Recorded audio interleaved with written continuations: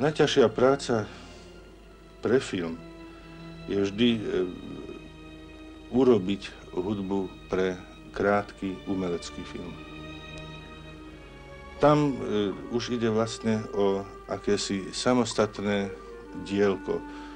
Ide o vytvorenie hudby, ktorá by mala i svoj samostatný život. Čiže žila by i bez toho filmu. Vyznievam zatiaľ ako taký kladný hrdina, ale musím prezradiť na seba, že mám aj jednu chybu, ktorá mňa samého veľmi ako niekedy roztrčuje. A síce, že mnohé malichernosti, s ktorými sa stretávam v živote, ma vedia úplne duševne rozvyklať a rozhádzať, ale za to pre mňa životne dôležité veci ma nechajú úplne laxným.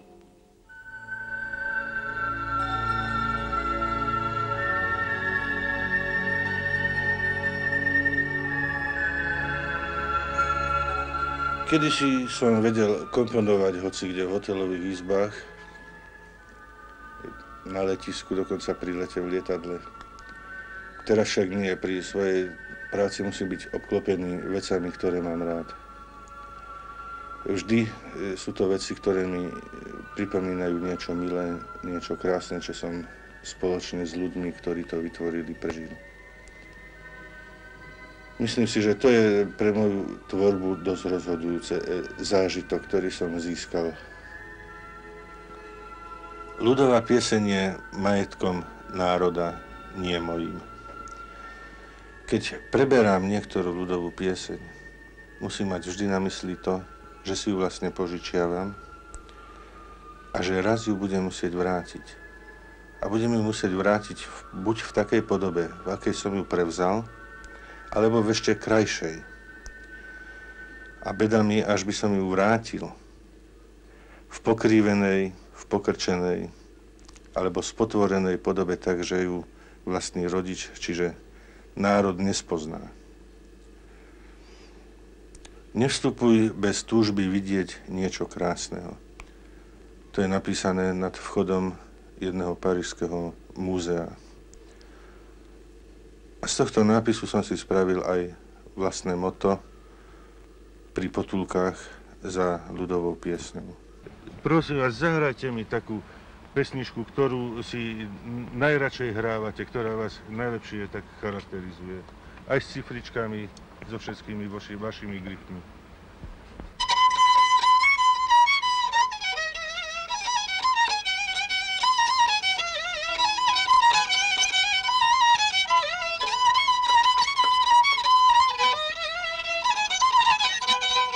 Ako sa volá táto pesnička?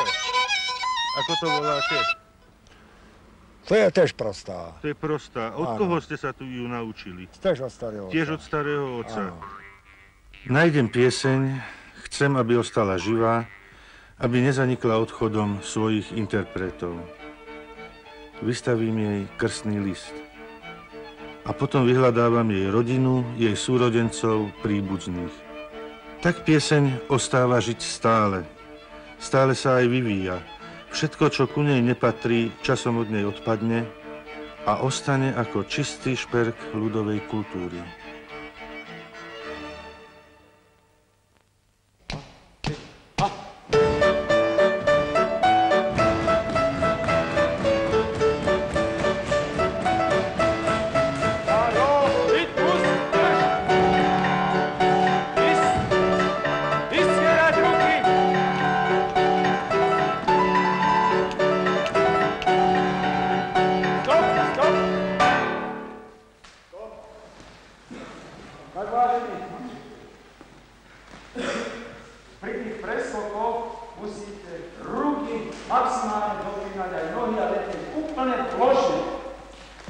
Naša spolupráca so Sveťom vychádza z jeho hlbokého precítenia tanečného pohybu.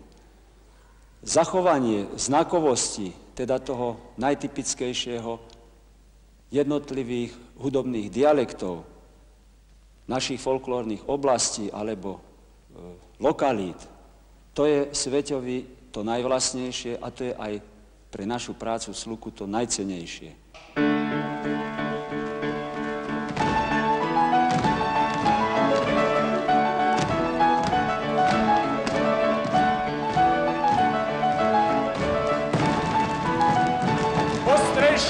chlapci!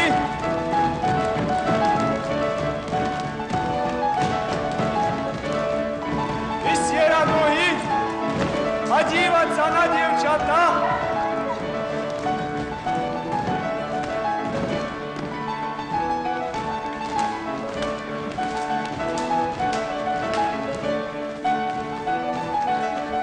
Stop, stačí, stop. Tak Svetko, tak si videl tú druhú časť, to sú prakticky tie bohínky, sen. No a to by potrebovalo v hudbe malinko odbodnúť, odpichnúť, aby to dostalo iný charakter. No. Neviem, čo ty na to, videl si to? Nasleduje prostá, hej, tá rýchla časť. Čiže ja to môžem predeliť s drumbličkami a ešte lepšie s ľudským hlasom. Začneme s ženským spevom a drumble, kde sa to pomaly rozbehne do toho švungu a už ide to šalené. Dobre, ale tá prostá, tá stále musí ako pod... Tá bude dominovať, tá musí ako dominovať, aby ten rytmus ako... Áno, lebo jak... z tej prostej tie základné ako motívy, tie tam ja použijem, to ostane všetko. Dobre? Malo by to všetko tak vyznieť, len ešte na jedno miesto, prosím ťa, tam jak prídu tie trilky v tom zajačom. Áno. Tam, pozor, tí chlapci tam veľmi rytmicky nepresne robia. Aby to bolo vyčistené, pretože mne to bude prekryvať troška ľudský hlas a tie trilky by potom zanikli, keby neboli zdôraznené aj v tanci.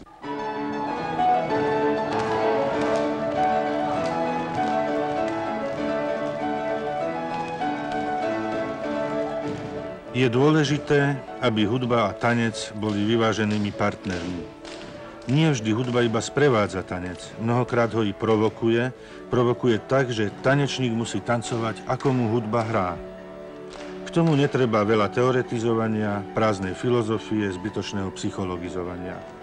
K tomu treba dobrú hudbu a dobrých tanečníkov.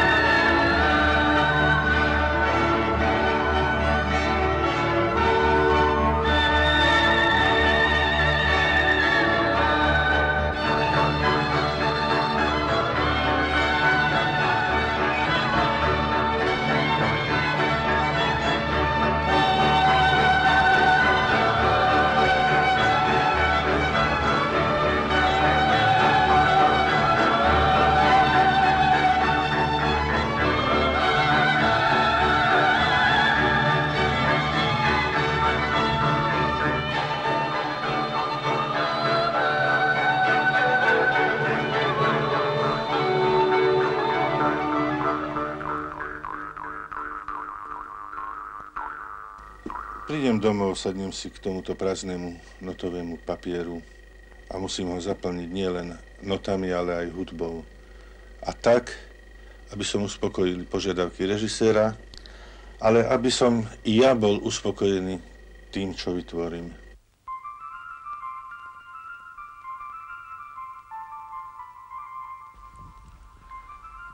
Práca pre film ma naučila disciplíne. Akokoľvek malú, presne ohraničenú plochu musím naplniť ucelenou hudobnou myšlienkou. Niet času na prázdnu hudbu, niet času na prázdne takty. Zvážiť únosnosť množstva hudby k filmu je mnohokrát príjemným súbojom medzi mnou a režisérom. Keďže pristupujem k spolupráci na filme ako posledný z tvorivých pracovníkov, po jemnom zostrihu filmu, práve vtedy, keď je už nemenná presná fabula a presné plochy filmu, dávam si pozor, aby ma režisér nezviedol iba na výplň prázdnych predelových plôch vo filme, ale aby som si urval pre seba aj miesta, kde sa hoci i malá, ale plnokrvná hudobná myšlienka uplatní.